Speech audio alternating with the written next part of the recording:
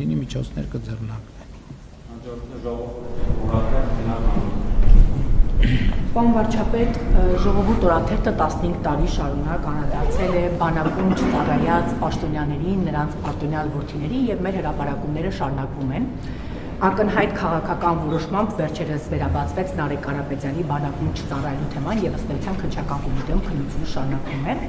Այս անգամ ուզում եմ հնչեցնել երկու անուն։ Ձեր թերթում աշխատում էր սպորտային լրագրող, ով հիմա զբաղեցնում է ֆուտբոլի ֆեդերացիայի փոխնախագահի պաշտոնը, Արմեն Նիկողոսյանի մասին է։ Հրապարակվել է, որ նրա որդին եւ եղբորորդին ազատվել են պարտադիր զինծառայությունից։ Նիկողոսյանը ազատել է որդուն իբր թե ֆուտբոլիստ է։ Ակնհայտ երևում է հայրը ՀՖԿ փոխնախագահն է, որդին իբր ֆուտբոլիստ է եւ ազատվել է բանակից։ Շահերի բախումը, դիրքի չարաշահումը ակնհայտ կա։ ՊՆ հարցում ենք արել, պարոն վարչապետ, պաշտպանության նախարարությունն ասում է անձնական տվյալ է եւ ոչինչ չի տալիս։ Խնդրում եմ ձեր օգնությունը, կրկին ձեր դուրն եմ եկել, խնդրելով, որպեսզի ձեր ձևով, պարոն վարչապետ, հանձնարարեք այս գործը վերաբացել, ուսումնասիրեն, տեսնեն հիմքը։ Եվս մեկ անուն հնչեցնեմ ձեր թույլտվությամբ։ ՔՓ խմբակցության պատգամավոր Նարեկ Գրիգորյանն է, ով ըստ հետքի ինքնավնասումով է բանակից ազատվել, գուցե սրա մասով էլ բարույթի հարուցումը օգնի պարզել պետական պաշտոնյան ինչպես է ինքնավնասումով տարիներ առաջ ազատվել բանակից։ Այս տարի, պարոն վարչապետ, ձեր թույլտվությամբ Սուրեն Պապիկյանը հայտարարեց, որ աշխատանքից ազատել են ՊՆ աշխատակցի այն ծնողներին, որոնց զավակները այլ երկրի քաղաքացի են։ Ուստի կարծում եմ, պարոն վարչապետ, ձեր համար էլ բանակից փախչելու թեման սկզբունքային հարց է, անձնական տվյալների թիկունքում թաքնվելը չի ստացվի։ Խնդրում եմ եւս մեկ անգամ ձեր ձևով հանձնարարեք իրավապահ մարմիններին այս երկու կոնկրետ անձանց մասով վերաբացեն, ուսումնասիրեն, մենք էլ հասկանանք, թե ինչ հիմքով են վերոնշյալ անձիկ, նրան արտոնյալ որդիները,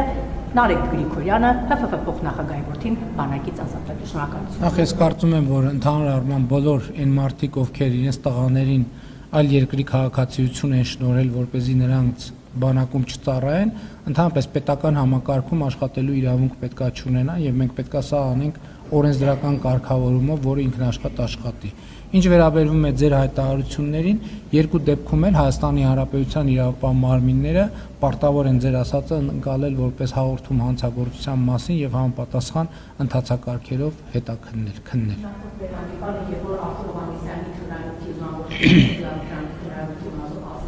Ես այդ ընթացքն ավարտել եմ։ Այս անգամ նույն սկզբունքով վարչապետ կնշեմ, որ վարչապետը կառավարության ընթացքում որ չավիապանի տեսարավների հետ հստակ ասես իրավապահները պարտավոր են, ես ընթացքը կարգավորեմ։ Դա պարոն վարչապետը ասի չասի, իրավապահները պարտավոր են։